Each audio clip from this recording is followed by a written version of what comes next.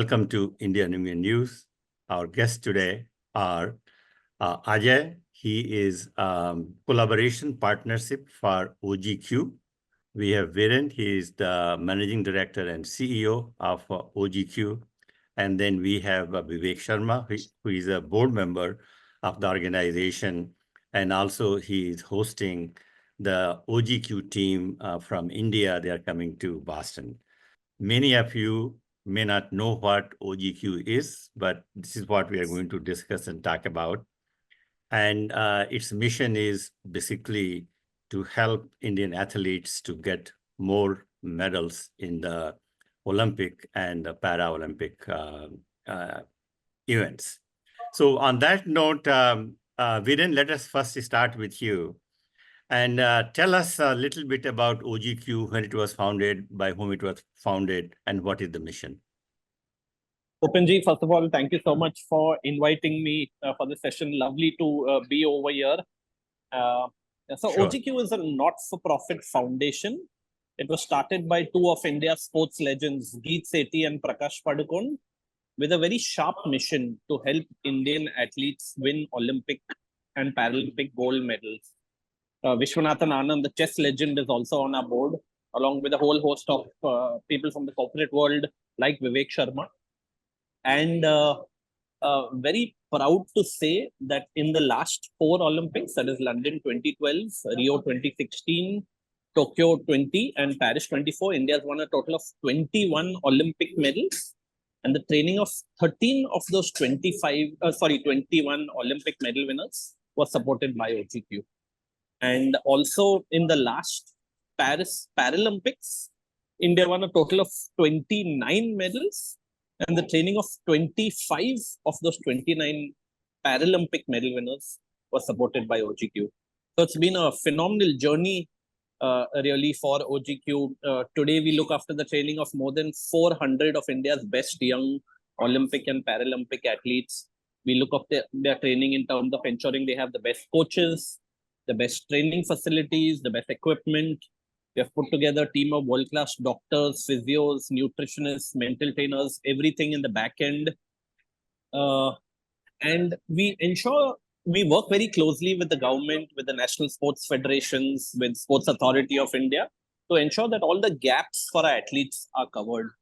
And in the last, like I said, the last 4 Olympics, the last 2 Paralympics, so many athletes supported by OGQ have gone on to win medals and bring great pride to the nation, like MC Mary Kom, PV Sindhu, Saina Nehwal, Gagan Narang, Lavlina Borgohain, Mirabai Chanu is coming to Boston as well, and we're so excited about that.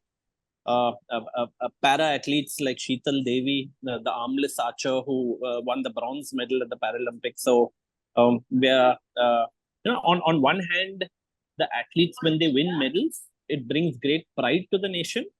But I think more importantly, it also gives hope and a dream to millions of young kids across the country that they can dream of doing whatever they want. We started supporting Lakshya Sen, who came 4th at this Olympics in badminton when he was 10 years old. We started supporting PV Sindhu, who's now won 2 Olympic medals when she was 13 years old, a little girl in school. Aman Sehrawat. Viren, I will have a lot of questions on the Indian performance in the Olympic Games. We'll come back to that later.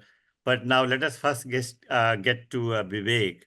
Vivek, you are very well known here as a senior executive and entrepreneur and philanthropist in Boston and the US. Many of us didn't know, actually, I didn't know that your involvement with OGQ.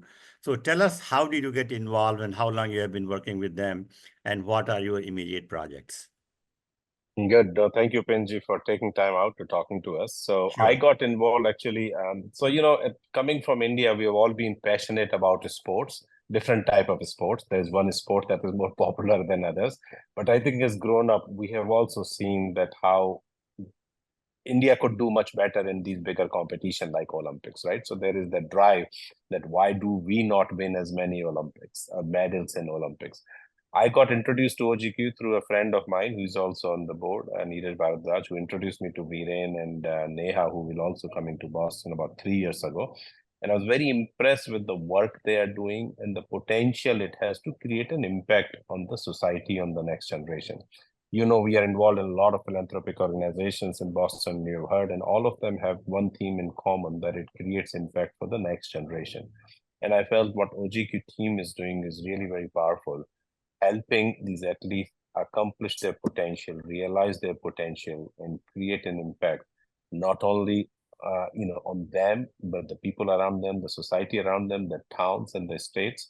You will hear some stories actually when they come to Boston about how Mirabai's story has really transformed, that sport for women, in and around, where she grew up.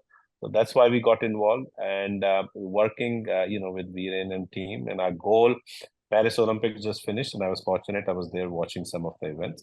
But now we are focused on Los Angeles Olympics, which is going to be right here in North America. And then we are all excited that there's time And for us to hopefully we'll prepare. be And able to hopefully, see some games in Boston too. absolutely, Boston. Yeah, that's right. There will be some in Boston as well. And we're hoping. But very excited, I think, the work that they do, and very excited about, that I am part of the team there.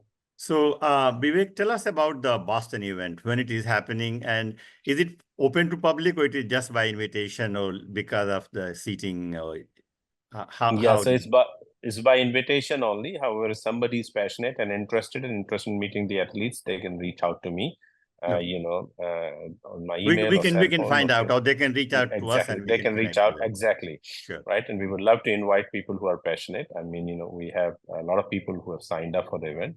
In addition to the event, which is happening on Friday, the September 27th, we are also doing an exhibition badminton game on Thursday, the 26th in evening at a badminton club in Wellesley. We're finding out some logistics, but with Ajay coming, Ajay is world number 13 player. We have Anushka coming. She has been ranked in the world, and we have few other players who have been ranked internationally in different places. And just an exhibition opportunity for people to watch world-class athletes play in Boston. Very good. So Ajay, tell us about all the people who are coming to Boston, who they are and what is their background. Yeah, so as firstly, thank you, Upendraji, for inviting me and for taking the time out to do this. So as part of OGQ, there are 4 of us who are currently will be coming to Boston on the 25th, and that would be myself. So Ajay, before you continue, I just what the OGQ stands for. I'm sure many might have question about what OGQ is. Sure. So just like, Viren mentioned earlier, OGQ is a not-for-profit started by 2 of India's sporting legends, Prakash, Padukone and Geet, Sethi. Sure. With a very sharp mission, which is to help Indian athletes win Olympic and Paralympic medals. No, my question was what the abbreviation? Yeah. What it stands for? So OGQ stands for Olympic Gold Quest. And as the name suggests, it's a mission to help Indian athletes and para-athletes win Olympic and Paralympic gold medals. Excellent. Now you continue. Sorry. Continue with about the team coming from yes. India. So as part of the OGQ team, there will be 4 of us who will be traveling to the US, to Boston. Viren Rasquinha, who's obviously the ex-India hockey captain and the CEO of OGQ. Myself, Ajay, the head of partnerships at OGQ and a former world number 13 badminton player. Anushka Parekh, who's also a former top 50 world ranked badminton player in women's doubles and manager at partnerships. And of course, the Olympic weightlifting silver medalist, Mirabai Chanu, the medalist at the Tokyo Olympics, will also be traveling with us. And we'll be having an event in Boston on the 27th, which is a Friday, 27th of September. Excellent. So if you can talk, Viren, about what is the mission of the US tour this time? One of our main goals for Geet, Sethi and Prakash Padukone is to make OGQ into a movement. They always wanted that many Indians support OGQ, because millions of Indians across the world, like yourself, Upenji, are so proud when Indian athletes win Olympic or Paralympic medals. And they wanted that this movement, it should not belong only to Geet, Sethi or Prakash Padukone or Vishy Anand. It should belong to all Indians across the world. And one of our goals of our US trip, and we're going to both New York and Boston this time, is to gather more supporters, more donors, because like we said, we are a fund, we are a not-for-profit organization. And one of our challenges is to raise sustained funding for the long term.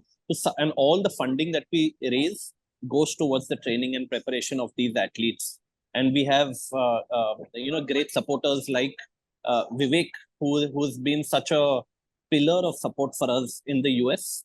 And we know that there are so many passionate Indians all across the world, but especially in Boston out there. And we would love to just tell them in person a little bit more about OGQ. We would like Mirabai Chanu to address all of them in person and to just tell the story of that journey of blood, sweat, and tears. So what are Viren, some of the techniques OGQ uses to train those athletes? What are some of how do you work? How do you involve the athletes in India? Anyone can talk about that.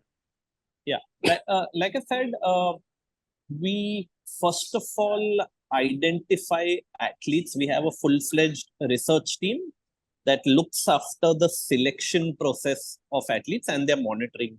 We generally identify athletes from 9 Olympic sports and 9 Paralympic sports. In Olympics, we primarily focus on 5 individual Olympic sports. These are badminton, boxing, shooting, archery, and wrestling. Why these 5 sports? Because these are the sports where India has the best chance of winning Olympic medals. If you look at current pool of talent, pipeline of talent for the future, competition vis-a-vis the rest of the world. So OGQ as an organization is very focused on these 5 sports. Once the athletes are selected into OGQ, we ensure that they get the best coaches. Of all the ingredients that go into the mix of building Olympic champions, the coach is the most important ingredient. We ensure they have world-class training facilities, whether existing government or private facilities. I want to reiterate here that OGQ ourselves does not invest in infrastructure. We use existing government or private sports facilities within the country. Very often, we send athletes abroad to train. By the way, just for your information, Mirabai Chanu will also be heading to St. Louis after the Boston visit to train over there for a few weeks. And how do you finance all these operations? Where the support comes from? OGQ is funded only by donations. These donations come generally from 3 sources: donations by individuals, donations by family foundations, and donations by CSR from corporates. Also, we have a lot of individual donors in the US. We have donors in Singapore. Donors from across the world, Indians generally, they support OGQ. And like I said, the donations that we receive go towards the training of 400 plus athletes. And that number is only going to go up. And we want to go deeper in the quality of support that we give our athletes. So Vivek, in this context, of course, there are a lot of, Indian Americans do very well here in the US, and they have tremendous passion for India. So how you are going to connect all these people together so they can really help this great organization? No, so I think, Upenji, this event is an attempt in that direction to bring like-minded people who are passionate about India, passionate about sports, and passionate about making an impact, right? To really showcase. I mean, to me, this is a very familiarization event. I did not know about OGQ till about 3 years ago. And Viren has been coming to the West Coast for last, several years. So the idea is that we start with, getting Viren, Ajay, and Anushka to come this year, get more people involved, and hopefully we will find more people who would like to support, and then keep that process. Hearing the story from Mirabai, how she really benefited with OGQ support to really win the silver medal at Tokyo Olympics and make all of us proud, and the impact it is making in the society, to me, is a very powerful story. And I'm sure people will be moved and would be willing to participate in the journey and the mission as Viren described. Yeah. Now, Viren, I have some tough questions for you now. So the first question is that, the Indian Americans, when we sit here and Olympics games are going on, and we look at the table, this country's population and the number of medals, and everybody said, what the hell is wrong with India? Why, we get so little medals? So what is the reason? What is your take on that? I think when you look at it very broadly, it's very hard for me to answer that question in a short answer. But I think it boils down to two main things, which is culture and coaches. Both of them are lacking in India for sport. We have neither. Take, for example, a city like Mumbai.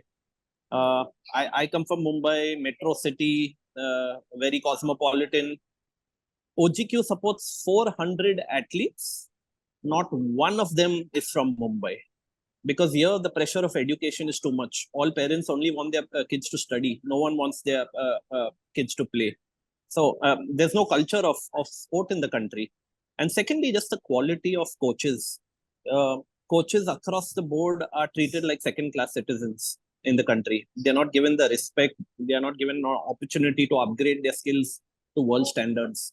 And, it's not about getting the best coach in the world when our athletes are 19, 20 years old and come to the Indian team and go to the Olympics. It's about giving our What kids about the the best selection coaches. process? What about the selection process? I think selection processes are improved drastically over the last 20 years from the time I was playing to now.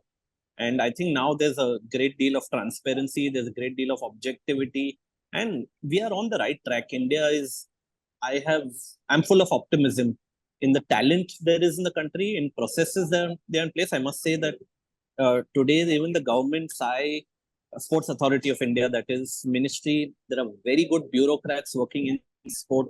OGQ, like I said, the athletes we support do not represent OGQ, they represent India, and the government is still the biggest stakeholder. And today there's much more scrutiny, there's much more transparency, the selection process is much more fair. And we are getting closer. I have to say that in this Paris Olympics, although India did not touch double digits in medals, so that's disappointing. But I want to say that That is very disappointing. Yeah. No, it's easy for you to sit there and say that. Sure. But I have to say that there are 23 athletes that finished in the top 8 in the world. Oh, excellent. At the Olympics. You're talking about there were 6 fourth place finishers. If you look at archery, we lost the 4th place by a millimeter between 4th and middle. So the gap is small. We are bridging that gap. But that gap doesn't happen overnight, and it doesn't happen without sustained fundraising. So it's easy for people sitting in the US to talk that we aren't winning medals, but it's much tougher to actually be on the ground and make a difference. Please remember that 95% of these athletes come from really poor backgrounds. They come from backgrounds where they don't have 2 square meals a day to eat. Aman Sehrawat, the wrestler, he was orphaned at the age of 11. He didn't have money to have his food, and yet he's come on to win a medal. So the athletes that win medals don't come from rich backgrounds. They come from really struggling background. They have come from backgrounds. Let me finish, sir, because you're asking questions. Let me finish. Sure. Okay. They come from backgrounds where they have not had the right coaches. They have not had any training facilities. They have not had any equipment. They have not had any nutrition. So it's easy to talk over there. Why we do that? There's a big difference. So please understand that difference. No, I'm glad you are explaining that. And I think people here in the US would like to hear that. And that's why they can get more motivated to provide much more support. Now, I will come back to you, but I have one more question for Ajay. So what is the ranking of badminton? I think it's very popular in India as well, worldwide scale. If you can just talk a little bit about that, Ajay.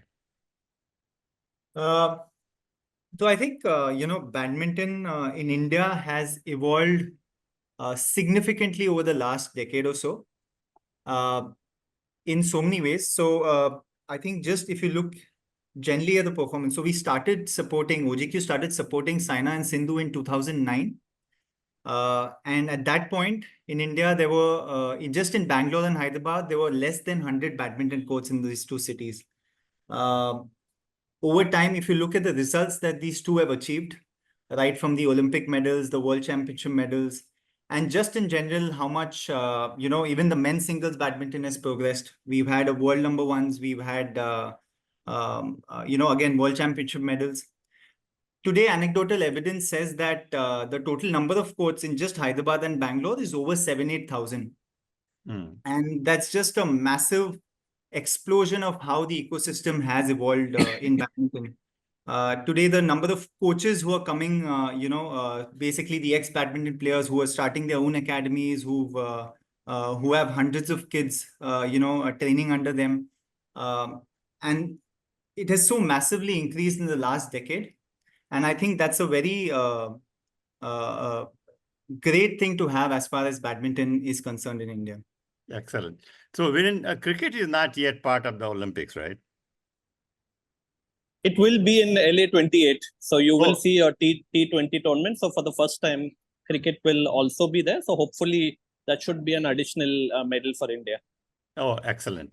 So now, Vivek, this leads to a question, a very tough question for you. And I think all, the people of Indian origin go through that. So now if the Olympic is taking place here in Los Angeles and the Indian cricket team and the US cricket team are playing, whom you are going to root for?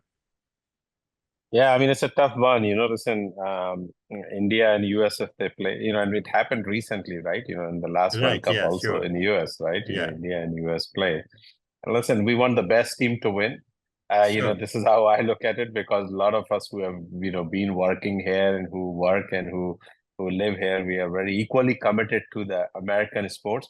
And actually, I'll tell this to Viren, when we were in Paris recently, went to see Olympics, me, my wife, my daughter, while we saw badminton and Indian hockey play, we also went to see swimming, where a lot of US swimmers were swimming, and actually US won 3 gold medals in front of us, right? So it's a tough one. I think, it'll be a great game. Of course, India has a much better team and, much more experience. The US team is upcoming, and hopefully they can give a good competition to the Indian team by that time. Okay. Now, as we come to close, Viren, I have one question about the hockey team. I know that when we were growing up as a kid, hockey was India's name was associated with field hockey and all. So if you can, those of us who have lost track of what is happening with the hockey team, if you can just give us some sort of historical approach. Look, this is how India was, and this is where we are today. Oh, absolutely. I think, first of all, the men's hockey team has done really well to win now 2 consecutive Olympic medals.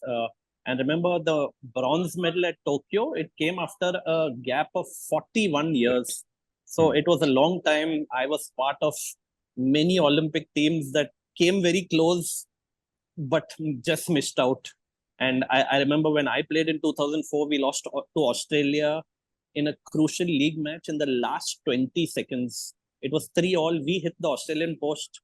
They went on to win 4-3 in the last 20 seconds. They went on to win the Olympic gold medal. So the margin was so fine.